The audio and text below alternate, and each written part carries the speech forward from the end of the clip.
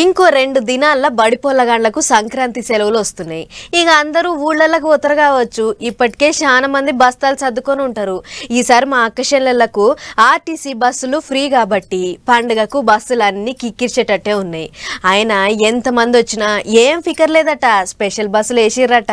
కాకపోతే బస్సులలో ఊర్లకు పోవాలనుకునే ఆడోళ్ళు ఇక గీ ఒక్కటి మాత్రం అస్సలు మర్చిపోకుర్రి, గట్టిగా యాద పెట్టుకోర్రి. సంక్రాంతి పండుగకు ఆర్టీసీ బస్సులు ఎక్కి ఫ్రీగా ఊర్లకు పోవాలని అనుకుంటున్న అక్క చెల్లెండ్లంతా ఇగో జర చెవులు పెద్దగా చేసుకొని నుర్రి. మనోళ్లే కదా చెప్తే ఇంటారు, ఆడోళ్లను చూసి చూడనట్టు ఇడిచి పెడతారు అని ఇంకా చాలా మంది ఐడి కార్డులు ఎంటకొండబోతలేరట.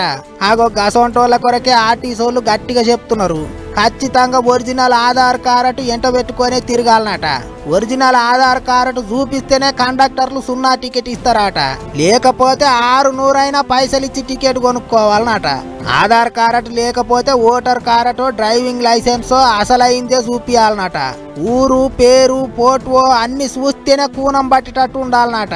ఇంకో ముచ్చటేంటిదంటే ఇక ఎట్లా పిరిగినే కదా అని చాలా మంది 0 టికెట్లు తీసుకుంటలేరట.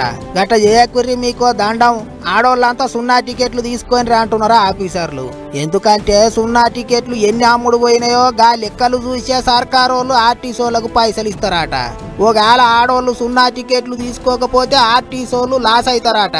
చెకింగ్లు చేయడానికి ఆఫీసర్లు వచ్చినప్పుడు 0 టికెట్ చూపించకపోతే 500 జుర్మానా వేస్తారట. అంతేకాదు కండక్టర్ కొలువు పోతుంది అంటున్నారు. అందుకే అక్క చెల్లెన్లో జర అసలైన ఐడి కార్డులు చూపించి మర్చిపోకుండా 0 టికెట్లు తీసుకోండి. లేకపోతే ఫ్రీగా బస్ ఎక్కినా ఫైన్ వాడి 500 కట్టే పరిస్థితి వస్తుంది.